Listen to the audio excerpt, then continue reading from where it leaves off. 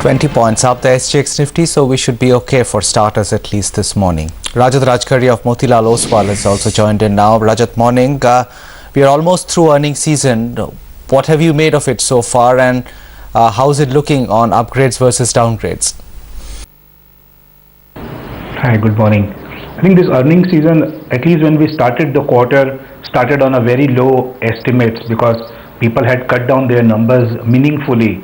And we actually started the quarter with a pretty bad note where both Infosys and Reliance disappointed the markets. I think since then, the entire earnings progression has been reasonably good.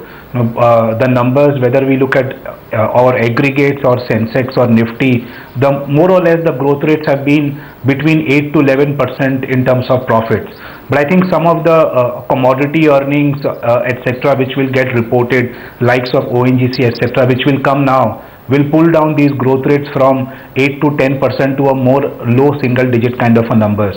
From a breadth of the earnings, I think this time we have seen the reasonably good number of companies meeting or beating the estimates, and there are several cases where earnings have actually seen an upgrade after what they have reported. So I think at least investors till now should be quite okay with the way earnings have got reported on an aggregate basis and for the broader markets also. Rajat, hi, morning. There is some concern though around this entire consumer space, as also the kind of numbers stocks like Asian Paints reported last week. What have you guys made of the consumer earnings, and have you had any specific or significant downgrades there? Well, yeah, like you just mentioned Asian Paints as a name. While we had downgraded the stock about a couple of months back, we downgrade our numbers again significantly this quarter. And surprisingly, some of these stocks are just not reacting to any kind of negative news, whether it be either super expensive valuations or big earning misses that some of them are reporting. The lack of alternate options into the broader market is so huge for investors, or the flow of the money is so concentrated that these stocks in the worst of the time just become flat, and on any good news they just get a spurt. I think many of the consumer names that we have seen this quarter has seen misses versus our estimates, whether it be Godrej Consumer, Asian Paints, etc. But surprisingly, none of these stocks react negatively to their numbers. For the first time in many quarters, people are also positive on telecom as a space, Rajat. You guys track stocks like Bharti in some detail. What have you made of the numbers trend for telecom?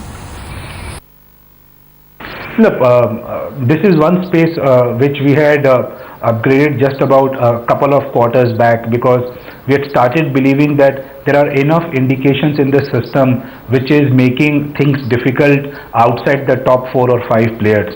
We had a fair bit of interactions with all the managements also post the reported numbers, and this quarter traffic growth was a positive surprise contrary to expectations of the street. And one of the key reasons why it happened is because a lot of the traffic has started to slowly move from the newer set of players to the big set of players into the industry, and this is one process which will continue over the next many quarters. More important to note is that the RPM of each of the stronger player is almost 1.5 to 2x RPM of the newer players, which means that when a traffic moves from the new player to an old player, the revenue that it is driving is more than 2x. I think Idea as a stock will do fairly well, because we have seen good upgrades happening after this quarter, and this process will continue over the coming quarters. We have seen whenever market sees stocks or sectors getting into an upgrade cycle, valuations at the beginning of that cycle should not matter much, because you have to ride through the cycle well. And this is the first quarter where Idea has seen a reasonably good upgrade and Bharti did not see any downgrade. And I think this process will continue over the coming quarter. So stay invested. Idea, being the pure player, will benefit well, and Bharti also will do fairly well in the space. What about public sector banks, Rajat? That has been the other area of disappointment. Well, somehow the divergence in performance between public sector banks and private sector banks, not in terms of the stock prices, but in terms of how the slow economic growth has been impacting their asset quality is really surprising. This quarter also we saw most of the public sector banks reporting pretty high slippages, whether be it at the NPL level or at the restructured book level. And guidances by most of them still indicate that there would be 1 or 2 quarters of pipeline still more. I think this is, as we have seen the growth firmly coming closer to 5%, and there is effectively zero transmission of monetary easing into the system. This is hurting more and more borrowers who are finding difficult to service the loans that they have taken from the public sector banks. Maybe the private sector banks have been too smart to diversify their book into large retail and some of the better quality corporates, because of which they are not seeing any impact. But the public sector banks will have at least 1 or 2 quarters more of pain. We will need a fair bit of transmission of this whole cut in the interest rates into the system for this process to stop. Till the time it doesn't happen, I think the pain will continue for these banks. By the way, reports this morning indicate that after diesel, there could be a petrol price hike coming in the next couple of days. The quantum could be anywhere between 70 paise to ₹1 per litre. So watch out for some of these oil marketing companies.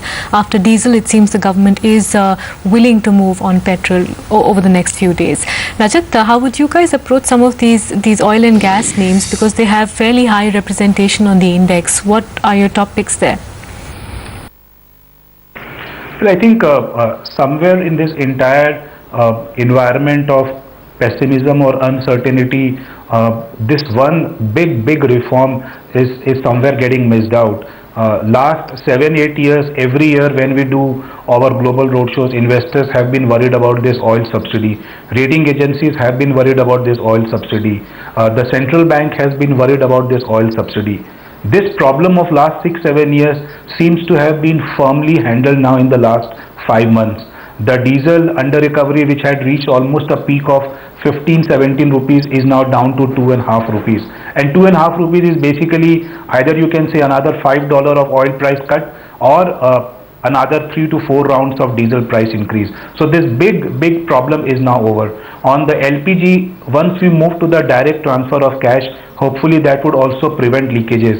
So from a subsidy which under recovery, which used to be 1.5 to 2 lakh crore, we are talking about a number which could well stabilize between 50 to 60,000 crore, which would almost be negligible when you will look at the overall size of the GDP. I think ONGC, Oil India, some of these companies which have been sadly bearing the brunt of this entire under recovery can see a massive re-rating even from here. They have seen outperformance in the market over the last 6 months, but their absolute return has still not provided any big return for people over the last many years. I think that return is in the pipeline as oil stabilizes at $100. These stocks will earn so much of cash that the dividend yields, even at today's prices, could well be closer to 4% for them. And plus, if gas price hike happens, that's an added catalyst. Amongst the oil marketing companies, I think BPCL is something which becomes a combination of both improvement in their balance sheet because of the lower losses on the domestic side and continued upgrade that you would see on their E&P exploration on the offshore side. So that's a stock which has been outperforming, will continue. But I think this entire energy pack, which over the last 5-6 years has been a big underperformer to the market, looks set to regain some part of leadership over the years to come. Okay, time for a break. When we come back, more market experts and getting closer to the pre-opening today.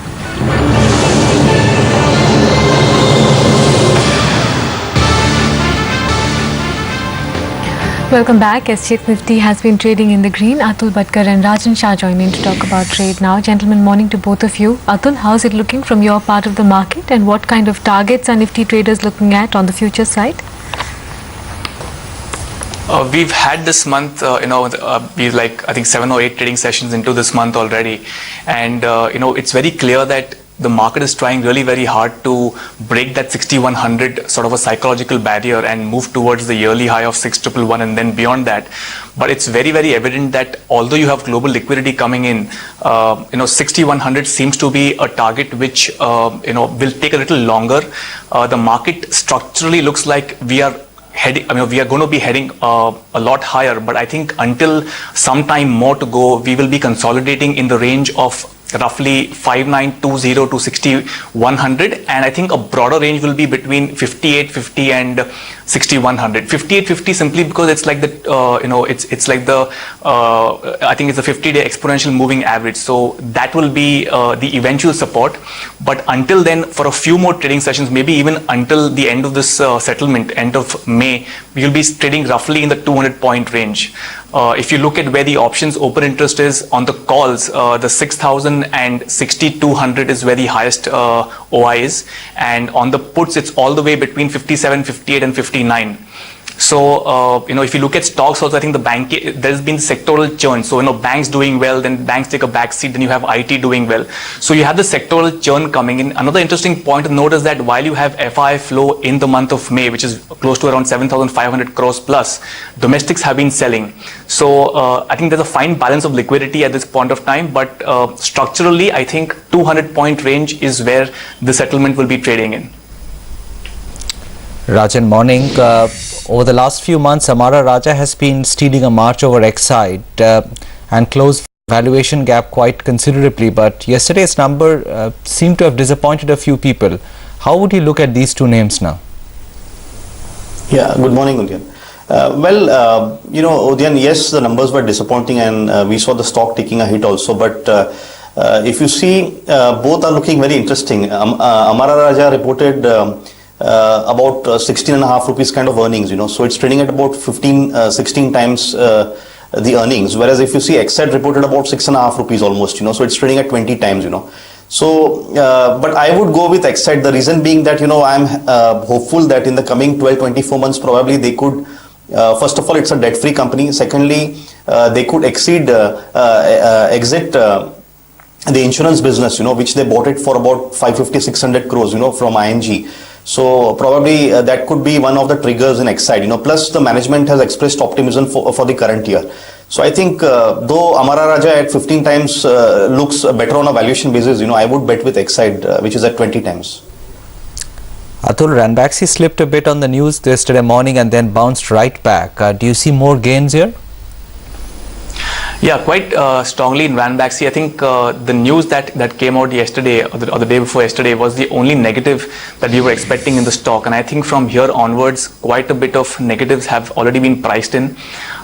We expect going forward margins to expand. Fundamentally we have a buy on the stock, and even technically I think it's been consolidating in that range and around levels of 450. In fact, we were bullish a little earlier than yesterday's move, but even from these levels I think 475 is very easily gettable.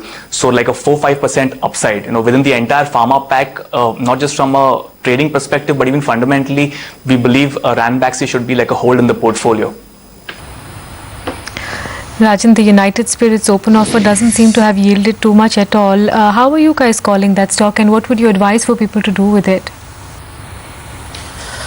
Well, Mitali, if you see internationally, Diageo this year should report about $20 billion of sales, and the market cap is about $80 billion. So it's trading at 4 times. And if you see Pernod Ricard, this year they should end with about around maybe about $12 billion of sales, and the market cap is about $33 billion. So it's trading at about around 3 times.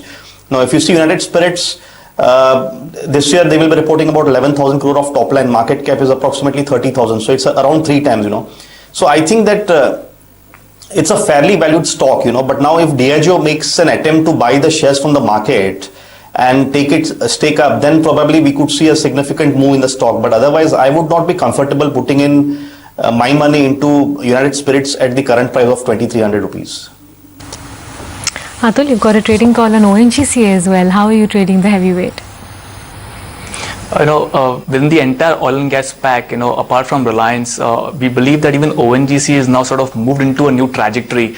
For a long time, it was sub 300, and now we are seeing this entire, consolidation between 300 and 325. It even went higher, then it sort of, drew back a bit. But technically, we feel that, if markets were to consolidate from these levels, and even within the sector, we feel ONGC is very very likely to go back to 345, 350 levels. I think even fundamentally we've been quite bullish on the stock, and going forward we've been not just going forward but even earlier on. Clients seem to be talking about this stock, particularly in the oil and gas pack. So from 326, I think if the markets were to consolidate, or even actually if markets were to correct a bit, I think ONGC can very well stay around. I think it will be more like a defensive come like a long hold in the portfolio, because the downside seems to be limited from here, but the upside will be a quick 4 or 5%. Break. We'll be back with the pre-opening this morning.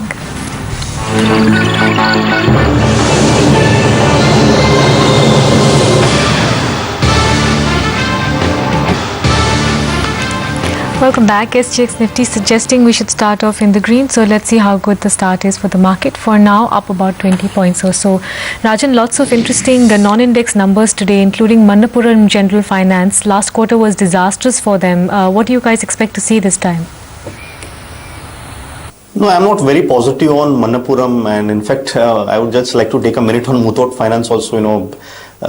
Disappointing numbers. Though one looks at the EPS, one sees a 27 rupee EPS, stock is quoting at about 140 or so, it's trading at about 5 times, but I was just seeing the kind of outstanding gold loans they have, 26,000 crore worth of gold loans outstanding, and the total gold pledge is about 134 tons, which works out around 35,000 crores of gold, which is pledged with Muthoot Finance, So, I mean, we saw a 15% cut in gold prices, I mean, if something like that happens, and I am very negative on gold because I am very, unfortunately, sure that Italy also could be on the verge of bankruptcy, and they hold about 2,500 tons of gold, So, probably they may come to the market to sell, and I think that could take the gold prices down. So, I am not at all bullish on this gold financing companies like Muthoot or Manappuram, How would you approach Hindalco now, Rajan? You saw the Novelis numbers yesterday.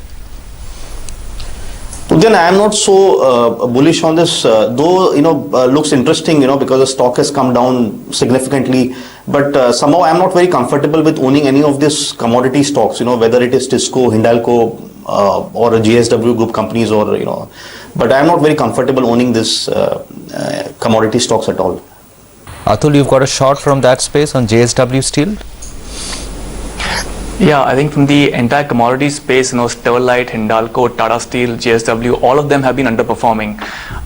JSW particularly short because we've been seeing a good amount of short build up in the stock, and from current levels, we feel that there could be consolidation and a bit of a pullback in the index, and this being relatively high.